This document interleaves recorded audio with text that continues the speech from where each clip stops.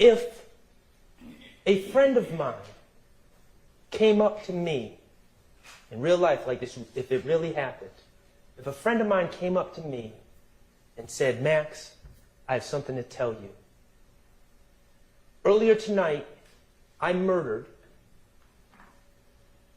one of the most powerful gang members in all of Atlanta.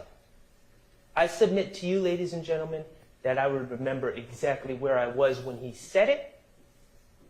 I would know exactly what was going on, where we were, who else was there, and what exactly was said.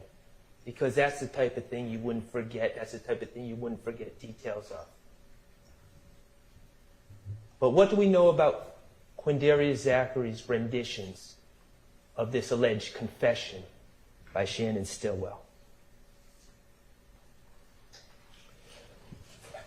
It changed.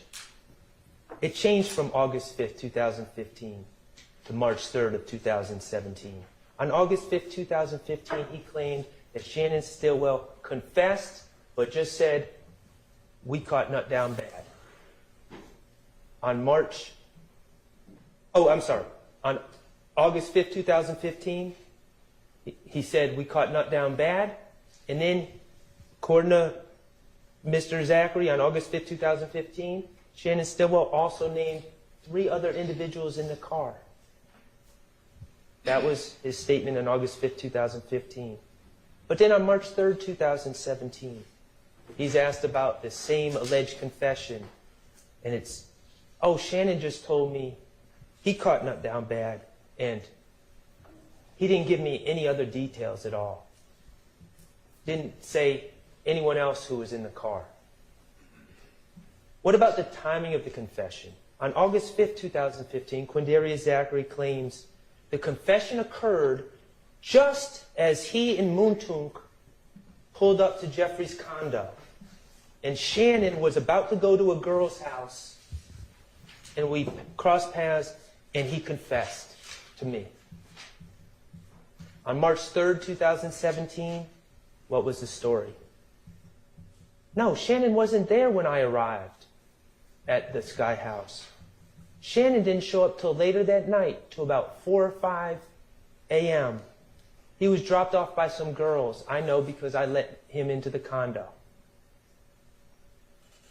How do those details change about something that would stick in your mind if it were true? And the answer is because it's not true. Because it was a story that was made up by Quindarius Zachary, who was facing 185 years, who needed to get out of jail because he had a serious illness, who knew that the gun he had been arrested with was going to be linked to other crimes. And just like Kenneth Copeland, he was someone that was willing to lie to get himself out of trouble. And at that particular time, the state, the investigators, and everyone else had enough leverage on him to force him to make that decision to lie on someone else to save himself. It's a sick game. It is a sick, sick game. So we got these 2 liars who were strategically interviewed at the very time they're most likely to lie. Wouldn't it be cool if we had some corroboration of what these 2 known liars claim? Phone records. The state has repeatedly claimed that there's some corroboration in these phone records, and I give Agent Bernie some credit. That was the FBI cast agent that talks about the phone records and plots them. He was very careful. He was very clear. This does not give exact locations. First of all, it's just devices, not people. But it doesn't give exact locations. It doesn't tell you where people were. It gives a general area. It tells you what cell phone may have been closest to the device when it was being used. And these cell phone towers have all different radiuses and all different signal strengths. So you just get a general idea. You've got to be very careful about what you read into these cell phone records. That's what he said, the expert. And yes, he talked about different people calling different people that know each other calling different people on January 10, 2015. Shouldn't be that surprising. And yeah, he put Kenneth Copeland, as did 88 Sprinkle, Kenneth Copeland at the Green Store, in the general area of the Green Store, around the time of the homicide. The Green Store that is what? A minute away from the barber shop?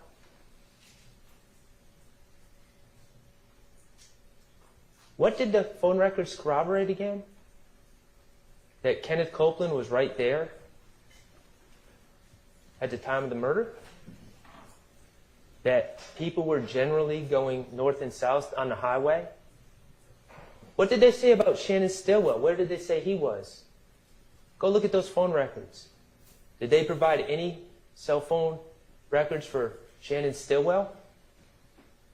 How about Diamante Kendrick? What is the power of those cell phone records again? What did they corroborate? Did they have Kenneth Copeland wear a wire? Remember, when he was so desperate to get out of jail, I'll wear a wire, I'll wear a wire. That would have been an idea. Prove what you're saying, Kenneth. You're a liar. You're a known liar. Don't just tell us stuff. Prove it. Nope, they didn't put a wire on Kenneth. What about wiretapping phones? We know they know how to do that. Did they wiretap anyone's phone to corroborate anything Kenneth Copeland and Quindarius Zachary said? Nope. So then we get to surveillance video. And this is where this gets kind of ugly.